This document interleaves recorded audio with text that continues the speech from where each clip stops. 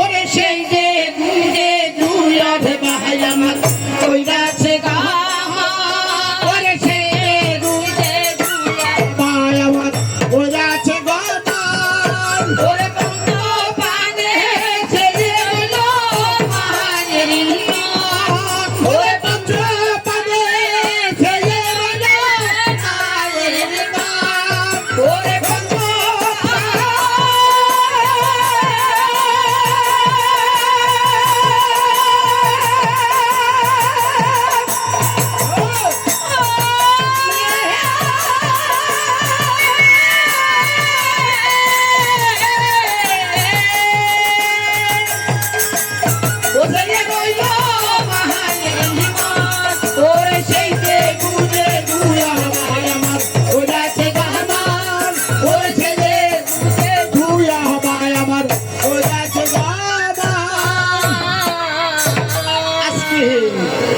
ভাই কি করলেন ওই মুনির তপবনে গিয়ে তখন সেখানে এই যে বনখানা পরিদর্শন করিতে লাগলেন আর এই শ্রীরামচন্দ্র যজ্ঞ রস দেখে দুই ভাই তখন মায়ের নাম নিয়ে বন্দন করলেন। আর এইদিকে শত্রু কবি তখন আপনি কি কার্য করলেন? শত্রু কবি অশ্বের কারণে সেই তপবনে এসে অশ্ব খুলতে লাগলেন। আহারে এখানে অশ্ব বাধা আছে, কে বন্ধন করেছে কাউকে তো দেখছি না। আরে এই গাছ তলায় দুটি শিশু শুয়ে আছে,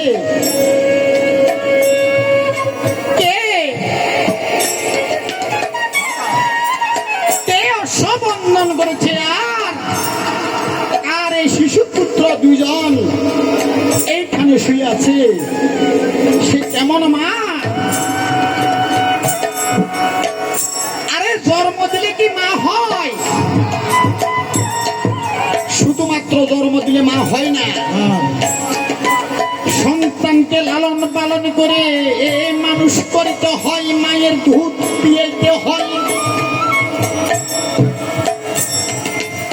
যেই সন্তানকে জন্ম দিয়া রেখে যায় সে কেমন করে মা হয়? সে হলো গর্ভধারিণী, সে মা হতে পারে না। যেই বাবা সন্তানকে জন্ম দিয়া কোনদিন পিয়ে চাইল না, এই ছোট থাকতে এই যে মায়ের কাছে মা অন্যের কাছে যদি সে লালন পালন হয়ে বড় হয়, তারাই কিন্তু মা বাবার উপযুক্ত হয়। আর যেই জন্ম দিয়েছে সন্তানের দিকে তাকাইল না, সে হলো জন্মদাতা, সে বাবা হইতে পারে না। আচ্ছা দুটি বালককে আমি জিজ্ঞাসা করি, বালক রে, ওরে বালক শুনো দিয়ে মন পরিচয় দাও, তোমরা কাহারি নন্দন? পরিচয় চাইছো? হ্যাঁ হ্যাঁ পরিচয় চেয়েছি। মায়ের নাম বাবার নাম জানি না, মায়ের নাম জানলেও তোমার কাছে বলবো না। তাই কি? এই যে বাবার নাম জান না, মায়ের নাম জানলেও বলবে না? কেন বলবি না বাবা? না না, তোমাদের কাছে বলবো না। আচ্ছা বলতে কি পারিস আমাদের যজ্ঞ সকে বন্ধন করেছে? আমরা বন্ধন করেছি। তোমরা বন্ধন করেছো? হ্যাঁ। আরে এটা হলো শ্রীরামচন্দ্র যজ্ঞ সত্যের দাও বলছি। আরে যার যজ্ঞের হোক না কেন, এই অবশ্য কিছুতেই যুদ্ধ বিনে ছাড়া যাবে না। তাহলে কি করবে? যুদ্ধ করবে? পাত্র মিত্র গন্ডন বাদ্য বাজাও, এই বেটার যুদ্ধের স্বাদ মিটে দিচ্ছি। ওরে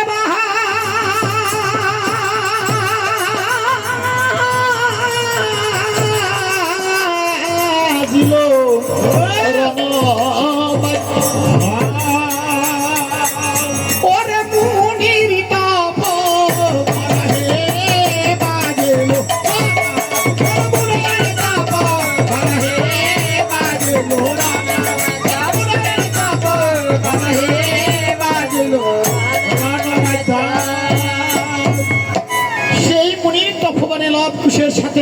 করে শত্রু নবীর তিন দিক জয় করে দক্ষিণ দেশে লাভ কুশের হাতে প্রাণ হারাইলেন।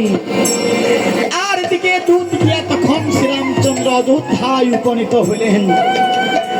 আর দুধকে দেখিয়া শ্রীরামচন্দ্র কহে, বাছারে দুধ শোনা দিয়ে মহান রণের সংবাদ বলো আমার জুড়াক জীবন। তখন কেঁদে কেঁদে দুধ বলছেন, প্রভু গো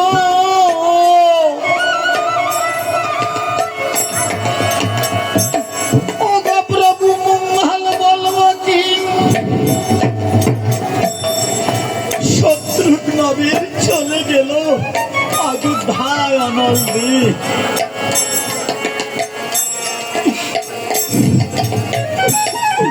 ওরে এই কথা শ্রীরামচন্দ্র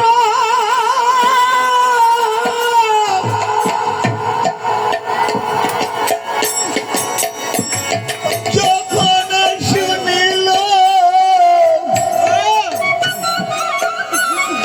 ওরে বাইয়ের মৃত্যুর কথা শুনে ওই সিংহাসন থেকে ভূমিতে পড়িল।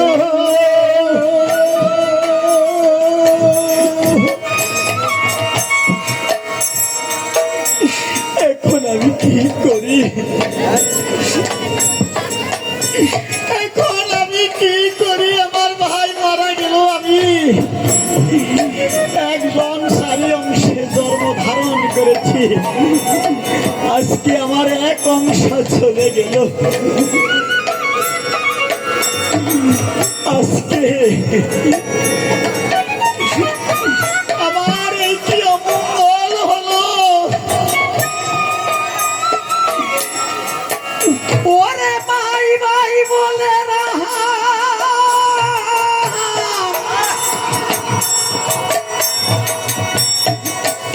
ওরা কাঁদিতে লাগিলে।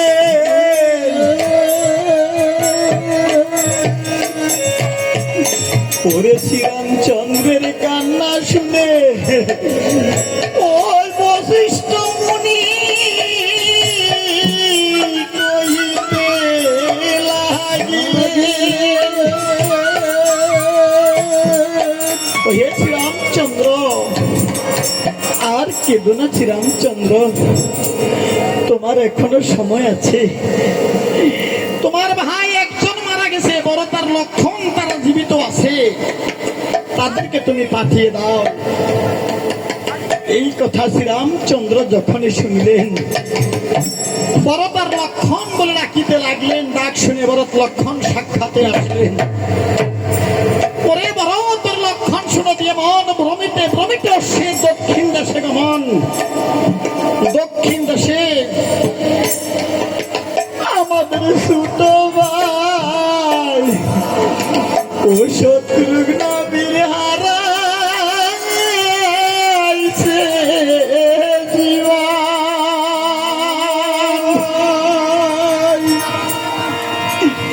এই যে ভাইয়ের মৃত্যুর কথা শুনে তারাও কাঁদতে লাগলেন। আর এইদিকে ভরত বলে, লক্ষণ রে, ওরে লক্ষণ, শুনো দিয়ে মন, বিলম্বের নাহি প্রয়োজন, একবারে শেষ করিব শয়তান জুড়াইয়ের জীবন।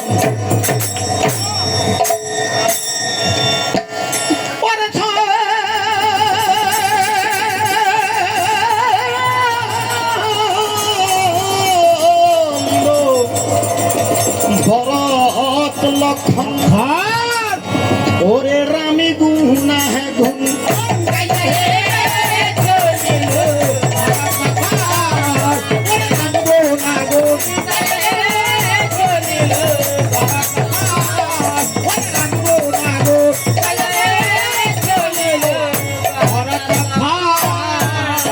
ওরে আগে আগে যাহিরে ভরত, তার পাঁচে লক্ষণ হে চলিল।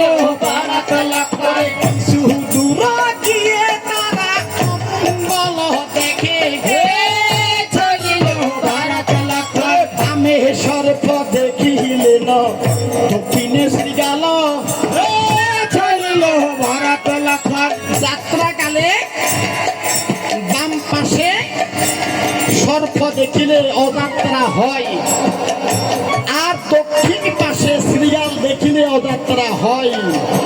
ওরে তা দেখিয়া দুই ভাই আমার কইরাছে গমন হে চলিল ভরত লাখ। ওরে আরো কিছু দূর গিয়ে অমঙ্গল দেখে হে চলিল ভরত লাখ। আরে গোয়ালিয়ার দদির শিক্ষা ভেঙে মাটি পড়ে হে চলিল ভরত লাখ। ওরে তা দেখিয়া দুই ভাই আমার কইরাছে গমন হে চলিল ভরত লাখ। ওরে আরো কিছু দূরে গিয়ে অমঙ্গল দেখে হে চলিল ভরত লাখ। আরে একহরা খালিয়ার ছেলে মাঠে চলে যায় চলিল ভরত লাখ। ওরে যেও না বলে ডাকে তার মায়া হে চলিল ভরত লাখ।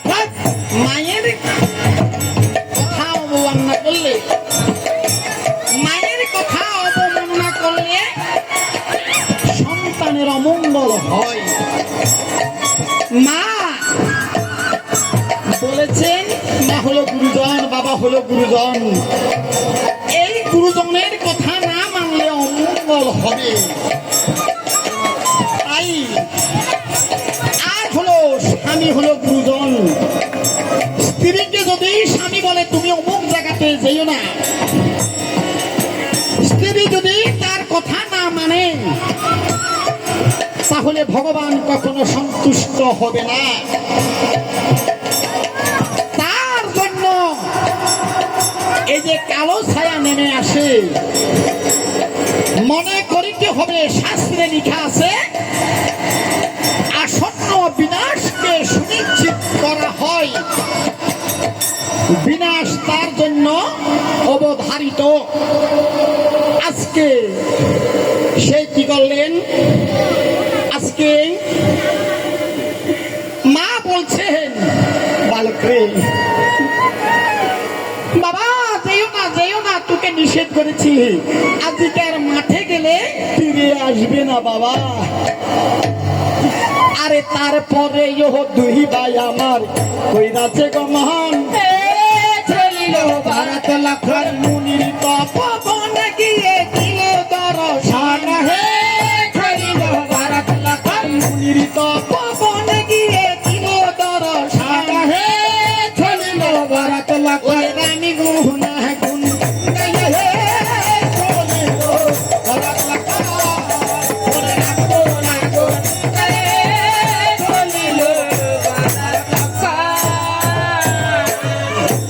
আমরা হিন্দুর ছেলে, আমাদের ধনী এই কৃষ্ণ নামে রাম নামে ধনী দেওয়া, ভগবান সন্তুষ্ট হওয়া। এই বদনখানা শুধুমাত্র খাওয়ার জন্য ভগবান সৃষ্টি করেনি, কথা বলার জন্য সৃষ্টি করেনি, বাক বিনিময় করার জন্য সৃষ্টি করেনি। এতে আরো কাজ আছে। এই বদনখানার হরির নাম, এই মহামন্ত্র হরির নাম নিতে হবে। যে নাম নিলে জীবের দেহে আর পাপ থাকে না। সেই হরিধ্বনি দিলে ভগবান সন্তুষ্ট হয়। দেহের যে পাপ আছে দৈনন্দিন আমরা যে পাপ করি, এই পাপ কালিমা দূরীভূত হয়। আজকে এই মুনির তপবনে গিয়ে তখন আপনি নিরক্ষিয়ে চাই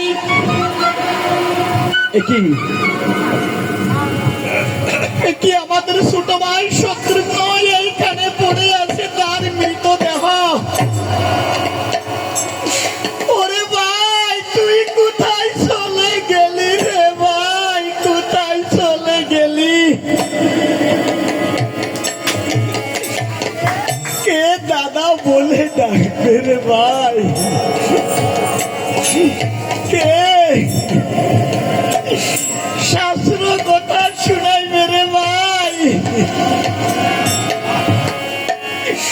তুই পৃথিবীর বুক থেকে চলে গেলি, আমি কার কাছে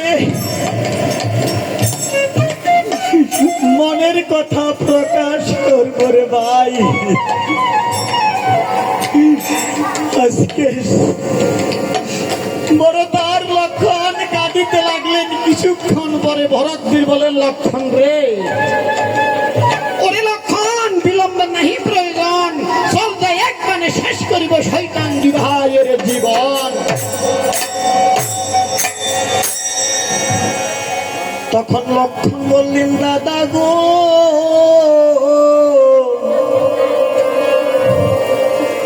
ওগো দাদা, জেনে শুনে কাজ করা ভালো।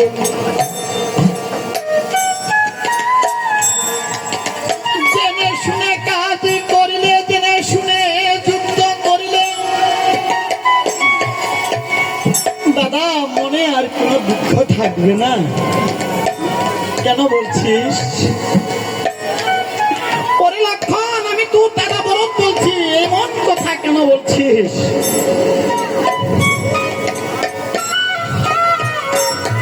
ওরে ওরে লক্ষণ, লক্ষণ রে, বল তুই কেন বলছিস দাদা গো? ও গো দাদা, তুমি তো জানো না,